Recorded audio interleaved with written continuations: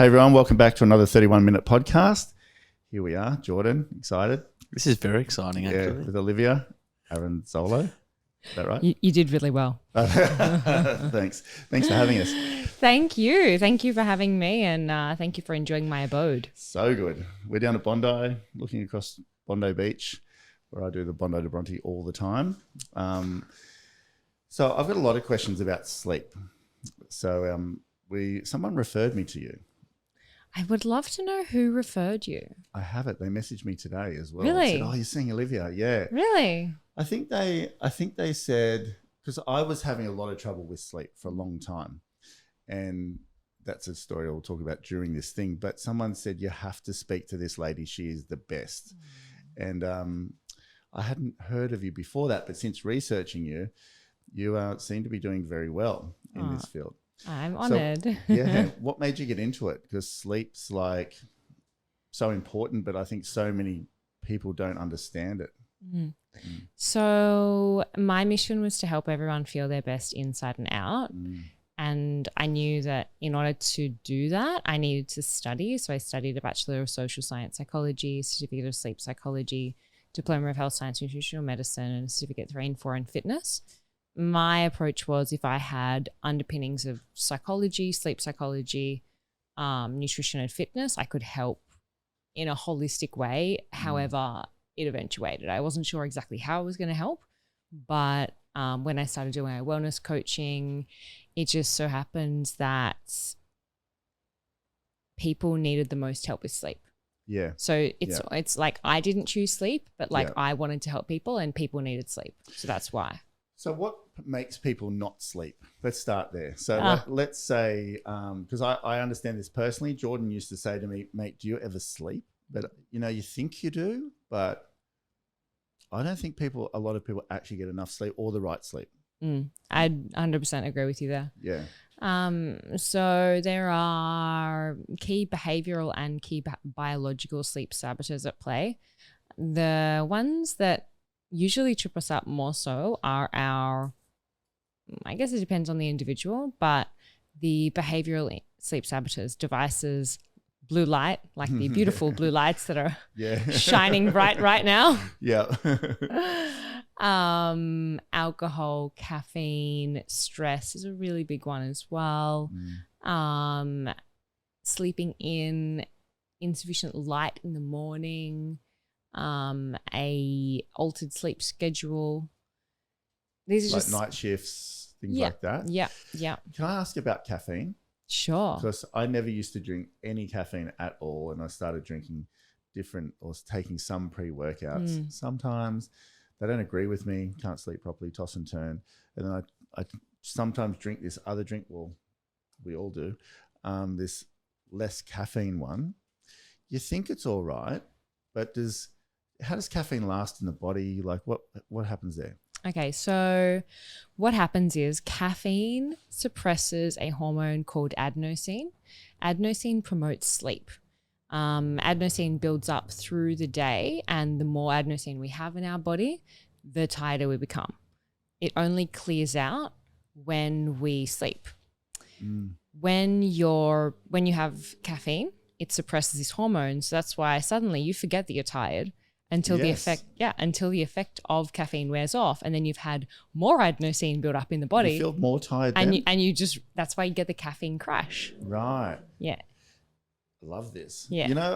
If I take too much pre-workout, like I don't take a lot, like I don't take it all the time, but if I have one of those drinks and then I decide like it's leg day and I think, I don't know why I do, it's like this love-hate relationship with it. And I think, I'll take it. But I actually like fall asleep after, like later. I get home, I just crash, like, and literally just fall asleep. Like it's worn off all of a sudden really quickly or something. I don't know. Like it's just like, I don't know if it's just me, but I really struggle with it, like balancing it. Yeah. So should you just not have caffeine? So for optimal sleep, I would recommend limiting or removing caffeine completely. Yeah. This is just based on research that even 2 morning coffees can reduce sleep length, and afternoon coffee 6 hours, or afternoon caffeine 6 hours before. That's Jackie. 6 hours before bed, that can still shorten sleep time by over 1 hour. Really? Yeah. So it's more the shortening of the sleep time that it affects. Yeah. Okay. I did your quiz on the way down too. Oh, yes. Yeah, that was interesting. How did you I'm go? a lion. Yeah. Whatever a lion means. Yeah. Yeah. Jordan and I are the same. Yeah, we are this. I'm very intrigued to know what that means. Sure. Yeah, So yeah. I know we're bouncing around here, but it was like, yeah. That's okay. What is like? Tell us. So, Tell us what that quiz is. absolutely. So, the quiz you're referring to is the Chronotype Quiz, which is on my website, and I definitely encourage all your listeners to take it and find out what chronotype they are. Yes. Because when you are trying to improve sleep, rather than having generic sleep tips, what is going to work best is if you use chronotype specific sleep strategies. But in order to do that, you have to know what chronotype you are. So as a background, chronotypes are your inherent preference to sleep and wake at a particular time. Can be divided into 3 categories: lions, which is yourself, and me as well. Yeah. So early to bed, early to rise. Yes. That sort of thing. Yeah. Then you've got bears, who are slightly later to rise and slightly later to fall asleep. And then you've got wolves, who are the ones that do not want to get up at all in the morning and are wanting to stay awake all hours of the night. Yeah, right. Which is definitely not me. And so the thing is that the reason why it's important you use chronotype specific sleep strategies is your timings for specific sleep strategies. For example, how long you need to block out blue light for. It's longer for wolves compared to lions. Right. So if you don't know what chronotype you are, then you don't know how long you need to block out blue light for, which is, by the way, the number one factor to control sleeplessness. Yes. Sorry to jump in. Just help me understand. Is this a blue light? Yes. So a phone would be a blue light too? Yes. Okay. So So just the majority of the light that we see. Yeah. Right. Yeah. Okay. Got it. Yeah. So if before you guys came in, I had this beautiful warm light on. See this one over that one over there? Yeah. Yeah. So that's a glowing amber color. Yeah. And that is blue light free. Yeah. So we okay. could have that on and we would not have our melatonin suppressed, and therefore we would not struggle to fall and stay asleep. Because melatonin is that key sleepiness hormone that ultimately controls our sleep. So do you drink caffeine? The only caffeine I drink is green tea, which is a Right. very low amount. It's about 1/3 of a coffee. Yeah. I'm very sensitive to caffeine. I'm very sensitive to light as well. Yeah. Hence why my very dark lights. But that's just more of a sensitivity thing. So if I have caffeine, then I need to literally work for about 1,000 hours because my brain is like a bouncy ball, or train at the gym for, like forever. Yeah. And it's just not comfortable. Yeah. So, sorry, John, what were you going to say? You go. So can you take caffeine and then go and train it off? It doesn't really work like that because No. it has a half-life. So it has the time it remains in the body, which Right. is usually around 8 hours, depending on the amount of caffeine you've had. Also note, when you are sleep deprived, there is a dysfunction in your HPA axis, which is the brain region to control adrenaline release, which happens after you intake caffeine. And what happens is when you're sleep deprived, you release more adrenaline than after caffeine than when you were not sleep deprived. Really? This is exactly why, when you're super exhausted and you've barely slept and you'll have a shot of coffee, then all of a sudden you feel really, really wired. Whereas you don't usually feel wired after a coffee, but it's just this is the dysfunction in your HPA axis, which I am not going to try and pronounce because it's very complicated. So if possible, just don't drink caffeine. If possible, don't drink caffeine, but something that I can recommend is drinking green tea, because it also has a property called L-theanine, which helps to relax the nervous system as well. So although you have the stimulation from caffeine, you also have the calming property. So in essence, it somewhat balances out, and it's not as stimulating as either as coffee, which is just pure caffeine. Okay. Black tea also has caffeine. I've just got a question that Yeah, sleep really, really bothers me, right? Like, Sure. because we've talked about this for so long. Like, you think you provide sleep exactly what it wants, but it just doesn't give you the answers that you need. And hear me out here. So there's been times where I haven't drunk, gone to bed past a bad time, eaten perfectly, got up and trained, worked well, haven't been too stressed, gone to bed at the right time. And some mornings you wake up and you're still like, don't feel that great. And I'm like, what do you want from me? For Yeah. sure. I'm literally doing everything that you could possibly ask for, but still, some mornings you get up and you go, I just don't feel great today, which is bizarre. Yeah. Because it's like, I always wonder, well, what am I getting wrong? Is that a hormone thing? So are you wearing blue light blocking glasses in the evening?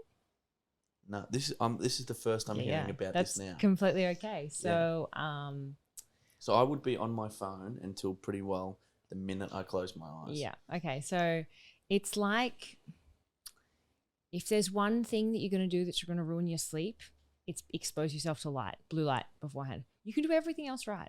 But it's like as if you were training at the gym, but the only thing you were eating was chocolate.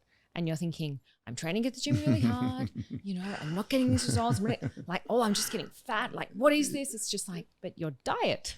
Yeah. It's like blue light.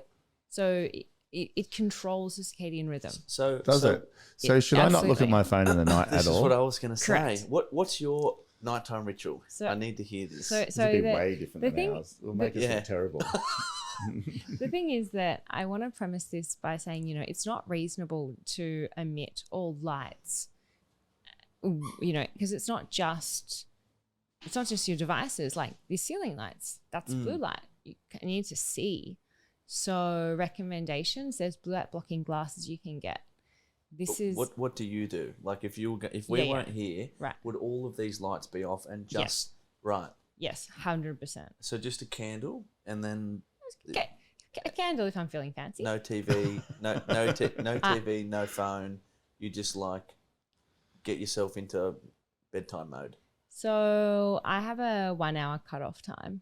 Right. After that time, I 1 hour cutoff time of my device, like, a phone, because, I like to play around. But 1 hour before bed, good night phone alarm goes off. It's a little alarm that I've set on my phone that. What time do you go to bed? So typically I go to bed probably around 10:30. I must say, interestingly, I don't have an exact same sleep time each night. Sometimes I think it was on Sunday night, I think I went to bed at like 8:30. I'd had a large weekend for Easter. I was very, very active and social and out and about, and it just was a really great idea. But but I'd say mostly I'd go to bed around 10:30. Yeah. So yeah, around 9:30, my goodnight phone alarm will go off, and at that time I will go and have a shower. If I haven't had a shower already, I'll take some magnesium, and I will do my beauty routine with no lights on as well. And then just this light. yeah, just and It's that's very a blue light that's a blue light free light. Is it? Yeah. It's like orange. Yeah, it is. Yeah. So it's not going to suppress my melatonin. It's still going to allow me to fall asleep because I'm very, very sensitive. So if I have even like a slight amount of light, it will just stimulate me right up and I'll struggle to fall asleep. Wow. And then after I do that, I either journal or I read. And even if I'm really tired, it's just knowing that here is an activity that I'm going to do that isn't looking at my phone. Because I get it. Like some nights you just like, I cannot be bothered reading one page. I just want to scroll on my phone. But then you scroll on your phone and then all of a sudden you're awake for an hour, 2 hours. Like, oh God. It's because as soon as you look at your phone, your brain gets a signal, suppress melatonin, don't be asleep, be alert and awake. Yeah, So stimulates it actually switches your brain Yeah. on. Yeah. Right. 'Cause if you think Yeah. back to like prehistoric days, this is how our biology functioned. Yeah. Circadian rhythm is controlled by light. When it's light, be alert and awake suppress hormone melatonin. When it's Yeah, I dark, agree completely with that. That's so true. produce melatonin and sleep. Our Now, ancestors would just right? head back to the cave. Right. So Oh, yeah. back, All right, back, time back, to back sleep to your now. back to your question. It feels like you're doing everything right. You're doing everything except the most important thing right. Mm. And that's usually what happens. And this is what I found with a lot of my clients as well. They've got everything down pat except they're watching TV before bed, just before bed, or they're on their phones just before bed, and they're not using blue light free lights. They're not using blue light blocking glasses. It's a very simple switch. Put on glasses. The glasses might be the option. I Are think. there those clear ones? Yeah, are So- they the clear ones? So the clear ones only protect 40 to 50%. So the ones that you want are the amber lenses, which are over there just next to my book. Oh yeah, Yeah. they're and- pink. They're trendy too. Yeah. Very trendy. We can go on. We can grab them if you want. Jacko, can you just grab them glasses quickly? Really? Yeah. Oh, right there. Do you mind if I try them on? For While sure. you keep talking. For That sure. will not suit me. I just want to see what they look like on the inside. Look Do you there. mind? Not at all. Oh yeah. Yeah. You'd actually wear them out. I know. I'm like thinking about it. He's like, I think he's Liberace reincarnated It's all Jordan or orange. something. Right. Yeah. Yeah, they're cool. Yeah. We need to get This some of one, those tomorrow. Right. I have the white ones. It was more just because I thought that I'd look cool in them. Yeah. But the white ones you sort of still see normally. Like Correct. You can tell that there's actually It's like a less. different lens. Yeah. Yeah. And this is also a real big problem. People think, oh, I've got blue light blocking glasses, and so they wear those clear lenses in the evening. Yeah. And then they're only getting protected 40 to 50%, and they're still struggling to fall asleep. And they're like, I'm doing it all right again. Yeah. Well, no, you're just not using the right product. So do you wear them around the house an hour before you go to bed? Usually 2 hours. at 2 least. hours. Yeah, yeah. Yeah. Wow. Yeah. Right. Yeah. I have to get some. Yeah. So lack of sleep can muck up your hormones, can it? Absolutely. And what does it contribute to? So after just one night of insufficient sleep, your stress hormone cortisol rises by 37%. Does it? Yeah. Yeah. Right. When you know a thing or two about training, what does cortisol do to your gym results? Yeah. Well, I don't actually even know what it does. I just know it's bad for you. So essentially when your levels of cortisol rise, so emotionally you feel super anxious, irritable, that wired can't switch off feeling. And then in terms of training at the gym, it increases muscle wastage and reduces your muscle mass. Really? Yeah. So you can't preserve muscle mass. It attacks your muscles for fuel. So what about insomnia? What is that like a mental thing? Is it a chemical thing? Is it a thing that people can fix? Or is it For sure. Yeah. So insomnia essentially just, clinically diagnosed sleep issues. It's a clinical term, have you been suffering for, with XYZ problematic sleep, an inability to fall asleep or difficulty staying asleep, waking up unrefreshed. I think you had insomnia. Probably. Like I've had a lot of things. He used to text me at like 1:30, like, "Hey mate, got a great idea. Buzz me when you're up." And then like 2 hours later, text me at 3:45, like, just to add to that idea, blah blah blah. And then we'd be talking at 4:30 in the morning, and I used to literally say, "There's something not right with you." Like, but he seemed to function totally fine. Yeah, but I want to ask Olivia about this. Yeah. So sleep apnea. So I got a CPAP mask recently. Just because a friend said to get it, and it's helped so much. Do you like them? Do you think they're useful or not? Or? Yeah. So if you can tolerate it, the clinical benefits are phenomenal. Are they? Like super outstandanding. Like it's almost it's been a game changer for me. Yeah. They just open up the airways. They open up everything so you can actually breathe properly through the night. Whereas prior to the CPAP mask, what happens is usually the airways are restricted for any given reason. A lot of the time this is because people are overweight and the excess fat on the neck causes the muscles to collapse through the night. Is it? Yeah, Really? that's why that people when they're overweight are usually like often struggle with snoring and sleep apnea. Yeah. Yeah. So do you think it's like a vicious cycle? Because like lack of sleep, stress, eat, water, do whatever, and then they just live in this whole alcohol. Do you drink?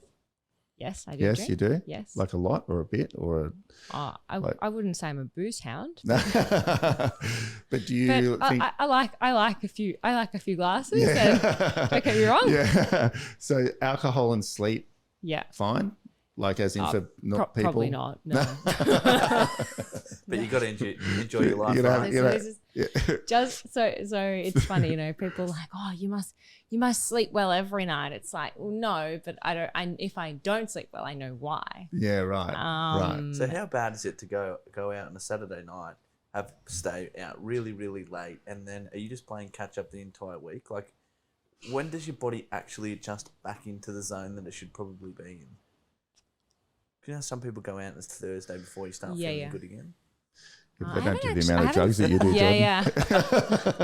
I haven't seen any clinical studies, so I can't comment. I'm asking for a friend. Right. Yeah.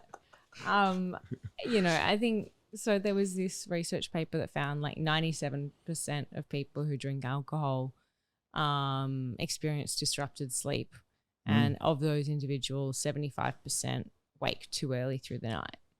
And that's your primary problem with alcohol. It limits REM sleep, which is the sleep stage, the deep sleep stage that occurs after 3 a.m.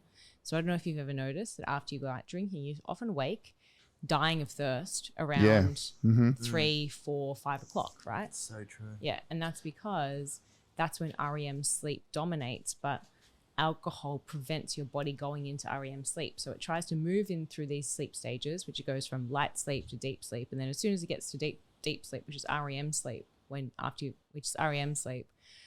then the chemicals prevent that your body staying in that. So it shoots back up into light sleep and you're awakened. So that's really interesting because is there a way, because I have a niece now who's one who I love more than anything in the whole world, but whenever she stays, I never quite get exactly to sleep because you're always a bit on edge, like, are they okay? And then I think, is it the deep sleep that actually regenerates your brain and your body? And do these people that have newborn babies and stuff actually never get to that next bit because they're on edge listening for their child? So it actually feels like after one night of not sleeping but not quite sleeping correctly that you've been out all day. Yeah. Drinking. Asking for a friend. Yeah. So my question is there a way to get into that deeper sleep? Yeah. Like, is there any supplements, anything that can help you get? Because sometimes I don't think I ever get there. Absolutely. So that bit that everybody talks about, you sort of need to for your brain. Yeah, for sure. So best recommendation, if you can guess what I'm going to say, is Blue light. Blue light glasses. I'm buying a pair straight away. Yeah. With pink me lenses. too. Right. No, Congrats, I've got a brand that I can recommend, and I'll share a discount code for your listeners as well. Yeah, that'd be good. Yeah, we're going to put all your links up, and we're going to talk about your book in a second. And where to get the glasses. That'd be great. So Jack will put a link up for that. Yeah, the glasses are number one, but also making sure that you're wearing them for the amount of time that's recommended for your chronotype. So like specifically, we'll need to wear them 3 hours because they typically have the worst sleep, and they typically struggle to fall asleep the most in the evening. Should everybody wear a sleep apnea mask? Like, should I? That's been so good. I reckon 50 people, they've heard of what I've mentioned. What? Like, you've half convinced me who doesn't really have any problem sleeping. I know should nothing I about get sleep. one too? Yeah, He's the but raving fan. on a podcast, I mentioned it, and I reckon 50 people have said, where do you get one? I'm getting one, blah, blah, blah, blah. So it's amazing how many people actually need help with sleep. So you'll probably get lots of calls after this about people wanting you to consult with you. But I was thinking, wow, if I was Jackson's age, I should be wearing one. Like, is that...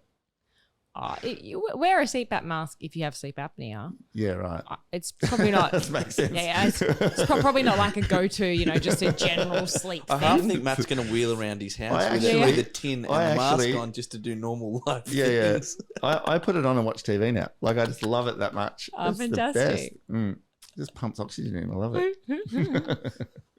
How good. Cheap thrills. How good. I will add though, like there's a lot of other things outside of the blue light glasses. I have a bedtime routine, which is like my signature bedtime routine, which like 100% of my private clients have used that and seen improvements in their sleep in less than 7 days. And most of those tips there are really short, sharp, and simple. Yep. So the first one is like 7 steps. So the first one, blue light glasses, and that's a quick thing. Blue light glasses on. How long does that take? 2 seconds, right? The next one is to take lavender oil capsules. Mm-hmm. They've been found in clinical trials to reduce anxiety by 59%. Lavender Oil capsules. You Not just lavender diffusing, but actual lavender oil capsules. Yeah. We'll get some straight Never away. heard of that. That's great. Yeah. There's a few different brands, and I've got some recommendations as well. Number 3 is to have a good night phone alarm, like I mentioned before. Number 4 is to have a shower. That helps your body produce melatonin. Hot or cold? Lukewarm. Not freezing. Yeah. But not boiling. Right. Yeah. Mm-hmm. Okay. Number 5 is to have a magnesium-based sleep supplement that can reduce anxiety by 31%. And number 6 is to read, which can reduce stress by 68%. And then last one is to wear an eye mask, which reduces light throughout the night. Wow. So if you think like it's a lot of steps, but actually like how long does any one step take? Take supplement, Reading's a have really shower, good one. read. Like Read's good. you read 2 lines in your sleep. Yeah. Yeah. And if you're trying to make it even more powerful, read aloud. Read Do aloud. you know, Really? like the thing is that it Kim, I love requires Yeah. it requires more mental focus. And so if you are struggling to switch off, your brain's, 1,000 thoughts are going throughout your head, and you have to actually pronounce words and you have to read aloud. Or even, if you have a partner, like, whisper to yourself. That's a lot more mentally challenging than it is to read in your head. And this is often, and all of the different thoughts, the competing thoughts, is often what keeps us awake. That's true. So if you actually force yourself to focus, your brain realizes, A, this is challenging, and B, I'm actually exhausted. So it's a nice little tip. I didn't hear you say watch TikTok for an hour in there. Do not watch TikTok for an hour. No. It's about my bedtime routine. I'm changing it tomorrow. Yeah, it's no good. On that note, can we talk about your book, please? Can talk about my book, absolutely. Yeah. So Bear, Lion, Wolf, can you I've read what it says on your website and things like that, but I'm really keen to read it. So can you tell me a bit about it? Where'd you get the idea and also what it means? Sure. Like, I know that lion. Yes. I understand what those parts mean, but yeah, can you give us a summary? Yeah, I think so. My publisher approached me and they'd seen some of my media work that discussed chronotypes. And they thought it was a really interesting concept. And I thought, oh, yeah, it's a pretty interesting concept. And I think the thing is that there's a lot of, there's a lot of sleep books out there, but they don't take into consideration the circadian rhythm and your chronotypes. And it has a massive difference on how you can sleep better and if you will sleep better. I think also you need to understand that there are specific recommendations, both in terms of your bedtime routine, in terms of supplements, in terms of diet, in terms of the times you should do certain things, that are dictated by if you're a bear, lion, or wolf. So you really need to appreciate what chronotype you are, and for best results, not only for your sleep, but also for your productivity and your energy levels through the day. Yeah. Then cater your lifestyle to your chronotype as best as possible. So I want to hear more and more, but the lion, because I work really well up until lunchtime. Yeah. And then after lunchtime, I'm there, but I'm sort of like, you can feel it just going, yeah. So, not there, but in the mornings, focused machine. Yeah. So is that like a lion trait? That's a lion trait because I'm a lion. I'm exactly the same. Yeah. Yeah. Like 6 o'clock in the morning, call me like I am sharp as a button. Yeah. Unless same. I've been drinking alcohol. It very occasionally happens, but yeah, like come, like 4. Like now, like we're doing a podcast at 7 o'clock at night, and it's like, it's challenging. Yeah. It's actually funny. I actually prefer to do podcasts in the evening because I'm chattier. Yeah, if you got me in really? the morning, I'd be business. Yeah, I'm like short, sharp. I want it. Let's go. I'm much more just like, oh yeah, it's very relaxed and hear my friends. Yeah. And, Can people change? I think before I started business, I was the one what's the one that doesn't sleep in all day, but like goes to bed a bit later. The late Bear. night. The bear. I think I was a bear, to be really honest with you, before I started in business. And then as you get less hours in the day, and if you want to do anything for yourself personally, it only comes from getting up early. And now we wake up at about the same time, about 4:30 a.m. But I could never change that now. That's become a part of me, and it feels so normal. So if I slept till 6 o'clock or something, it would feel weird for me. But it changed myself internally. Do you think that can happen for some people? yeah. You definitely can shift. Depends what you're doing. And what your lifestyle is. Yeah. So there are behavioral influences and biological influences, like age, for example. When you're a teenager, most of us are wolves, so they go to bed really late and wake up really late, which is actually dictated by like by the internal changes happening in puberty, like hormones, etc. And then as you move through adulthood, you're often a bear, and then when you get into late adulthood and older age, which I don't think is you, but then you move into a lion. That's just one example of a like physiological change, biological reason. But the forces that you're playing with, which is you're getting up early and then you're often exercising, I'm guessing, in the morning. Yeah.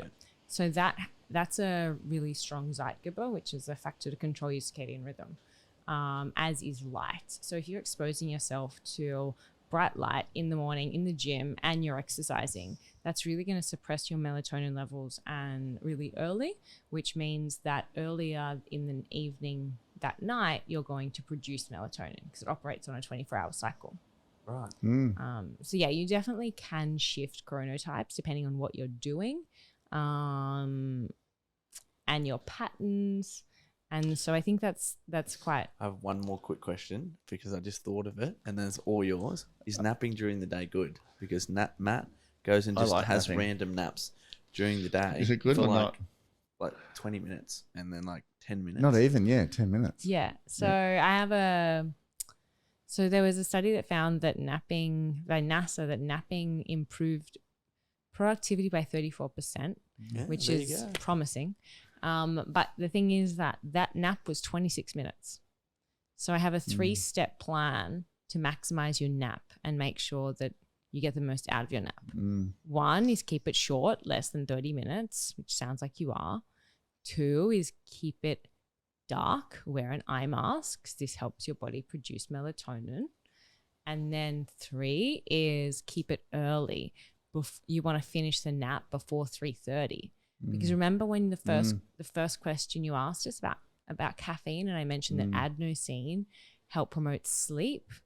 So you need enough adenosine at nighttime in order to fall asleep easily. But if you've had a late nap, your body has slept and it's cleared out some adenosine. That's why you try and go to bed like 3 hours later and your body's like, I don't have enough adenosine to fall asleep.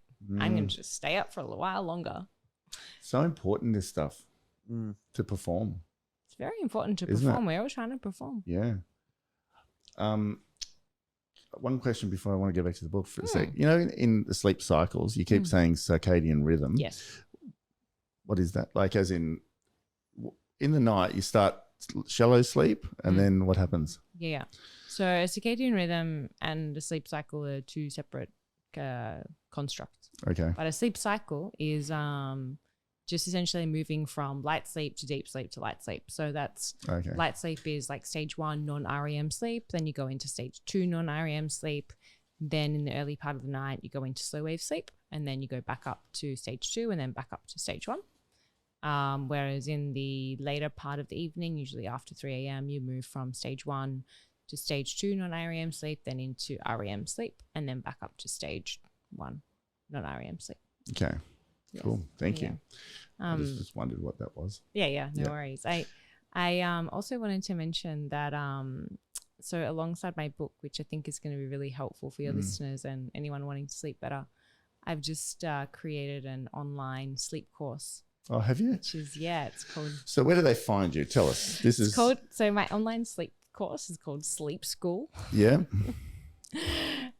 It's yet to launch at the moment, but I am offering a pre-launch period. Yes, they can register. They can register and get an early bird discount, which is exciting. Yeah. And I'm going to give you guys a unique code for all of your listeners as well. Awesome. Thank you. And so they can get an extra discount. Fantastic. So first, everyone should do your quiz. Yes. Yes. So everybody should do your quiz and find out what they are. Yeah. And then register for these. Do they just go to sleep school? Is that where they go? So if you want to actually enroll in the course, it is open for enrollment. You won't get access to the material for a few months. But it does mean that by enrolling, you will get sneak peeks of the course.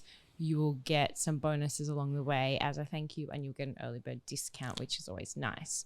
Good. And you'll also have the option to have discounted rates on my private coaching. Fantastic. And where do they get your book from? The book is all good bookstores. Most ideally, bookstores, yeah. But the best thing is just go to my website. That's www.oliviaarezzolo, AREZZOLO.com.au. And then you'll find links to my book. You'll find links to Sleep School. And you do coaching as well? Is it? Yes. Do you? Yeah. This is like you're the number one coach in Australia or the world or something. I don't know. It's like says that it just comes up on the first Google search. Oh, thanks. Yes, that's Thank good. you. That's fantastic. That's good. That's good news. Yeah. I don't know what to say. Look, my clients get great results. Yeah. And that's what I want everyone to experience, because even you would remember when you weren't sleeping well, it's painful. It is. And I don't want anyone to experience that pain because it's just not necessary. You know, when you know how to fix sleep, it's actually really, really simple. Yeah. But just like you were saying before, you know, you feel like you're doing everything right.